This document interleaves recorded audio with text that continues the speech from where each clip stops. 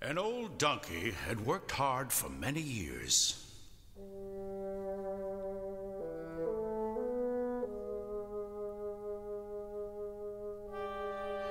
Now his strength was failing, and his master planned to do away with him.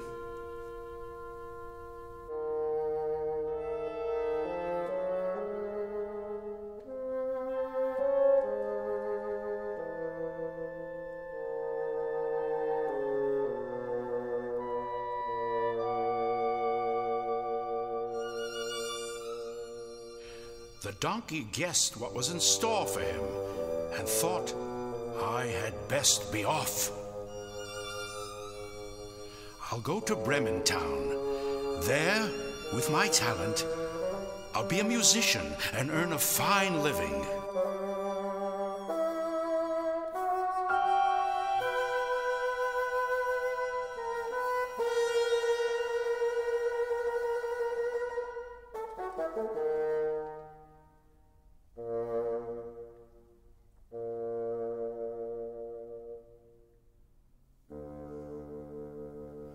When all was quiet, he stole from the barn and set forth.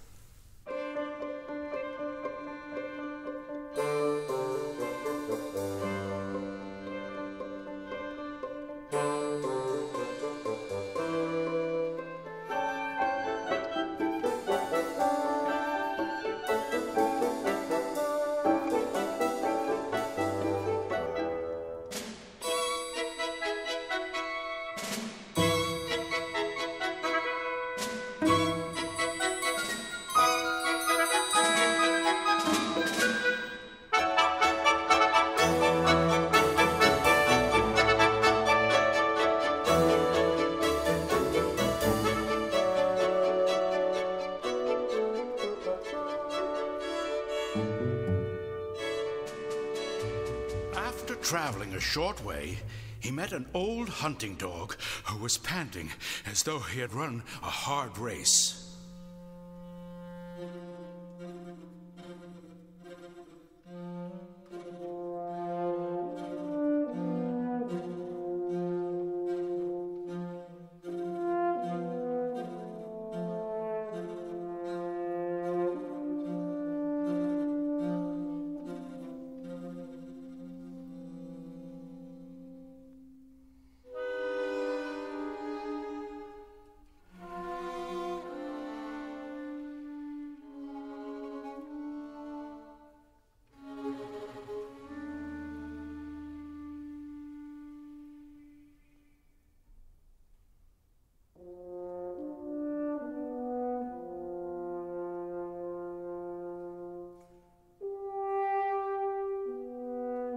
"What's wrong, old dog?" he asked.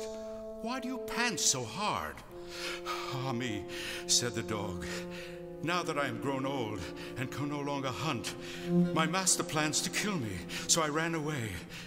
But how am I to earn my bread?" "I'll tell you," said the donkey. "Come with me. I go to Bremen town to be a musician.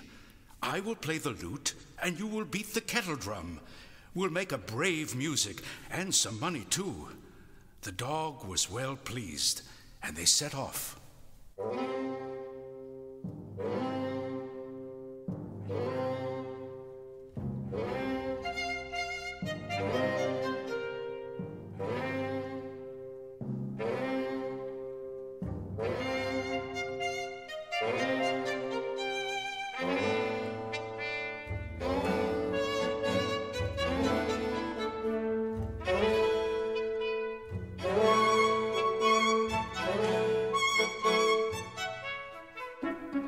Before long, they came upon a cat sitting by the road. Her face was as long as 3 days of drizzle.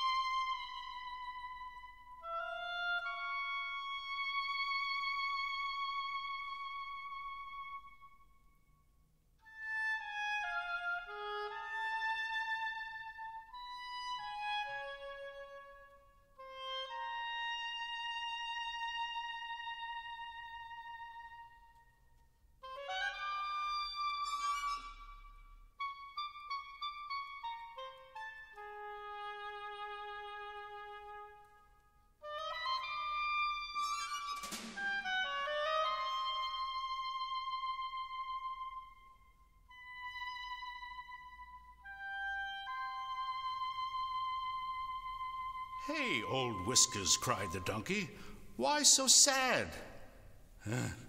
"How can I be merry?" replied the cat. "For years I served my mistress faithfully. Now that I grow old and my claws are blunt, I like to sit by the fire rather than to hunt mice. My mistress wants to drown me. Now I am here, and where shall I go?" "With us, of course," said the donkey. "We go to Bremen town to become musicians. You are an old hand at night music. Be one of us." The cat was flattered and joined the runaways. So the three journeyed on.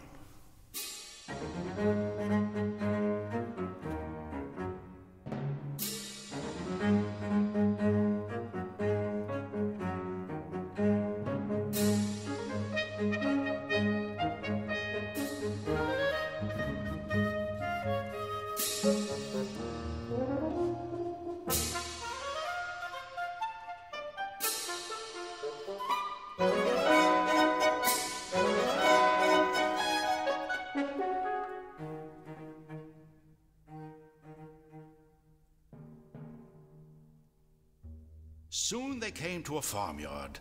Perched on a post was an old rooster crowing loudly.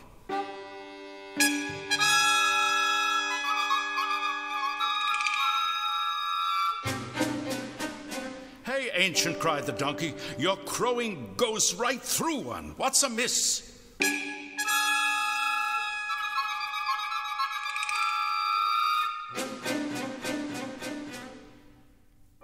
"I've just been foretelling good weather for Ladies' Day," replied the rooster. "But now I am old. The housewife plans to cook me in the Sunday soup. Tonight she will cut off my head, so I am crowing while I still can." "No need for that, Redcomb," said the donkey. "You have a fine soprano voice. You will add your kikeriki. That's just what our music needs."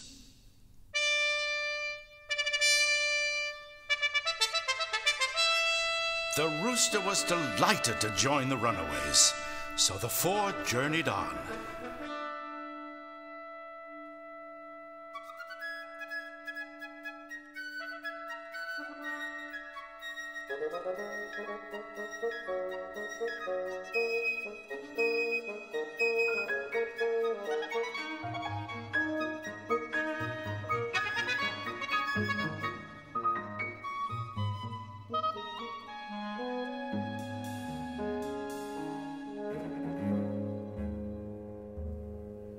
Bremen town was too far off to reach that day, and by evening they found themselves in a forest where they decided to spend the night.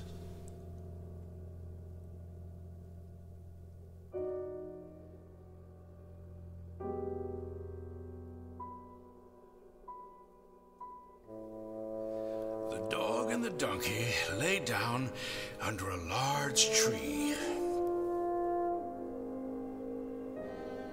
The cat stretched out among the branches, while the rooster flew to the very top to be in the safest place.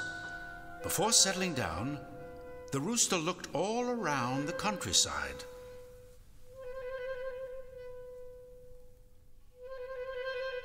Far away, he spied a small spark gleaming among the trees. "Hi," he called out. "I see a light. There must be a house nearby." "Good," said the donkey. "Let us find out. Any shelter is better than what we have." The cat felt that a saucer of milk would be a good thing, while the dog thought hungrily of a plateful of bones.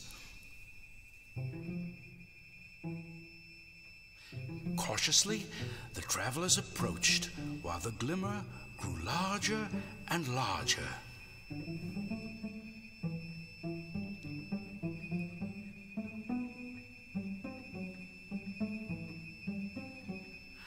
At last they came to a brightly lighted robber's den. The donkey, being the tallest, peered in the window.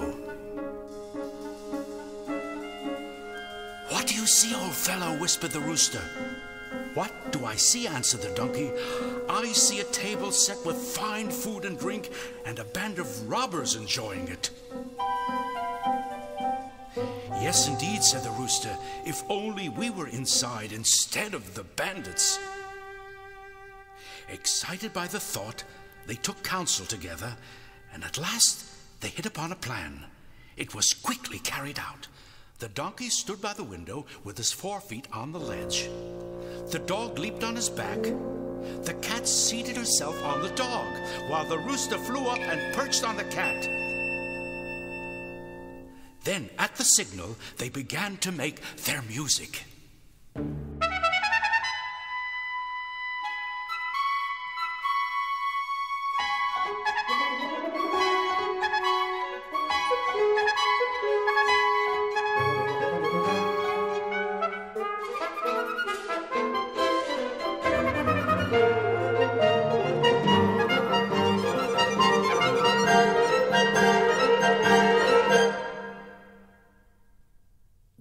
Suddenly, there was a splintering crash. The artists had burst through the pane of glass. Terror-stricken, the robbers fled into the forest, convinced that a band of demons was at their heels.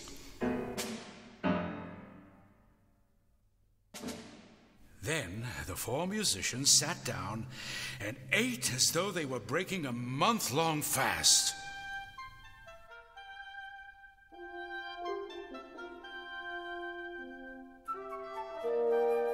Well content with their meals, they blew out the light and settled down to sleep. The donkey lay himself upon some straw in the yard. The dog stretched out behind the door. The cat lay by the warm hearth, and the rooster flew up to the roof beam. Soon they were fast asleep.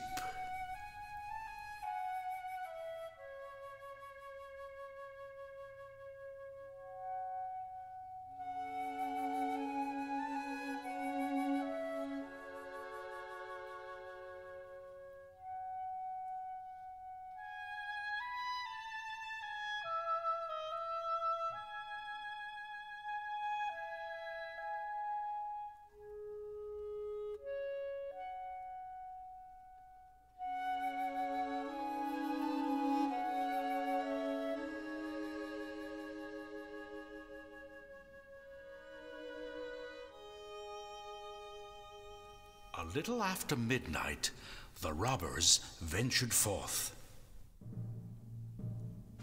They crept up to the house, and seeing all quiet within, the captain said, "What fools we were to be frightened by a little noise." He ordered one of his men to spy out the land.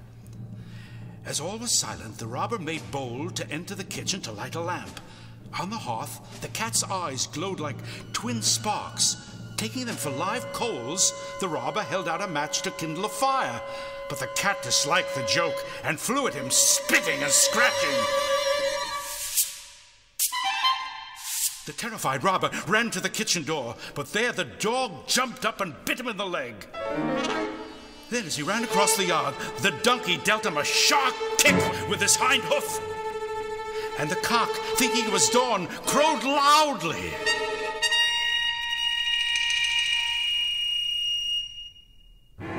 The terrified robber ran trembling back to his companions. "Ah," he gasped, "what fearful things! In the house by the fire sits a terrible witch with burning eyes. She spat on me and scratched my face with her long claws. By the kitchen door hides a man with a sharp knife who stabbed me in the leg. Out in the yard, a great black monster beat me with a heavy club, while on the roof sits a judge who screeched, 'Thief! Thief!' I'll never go back there again."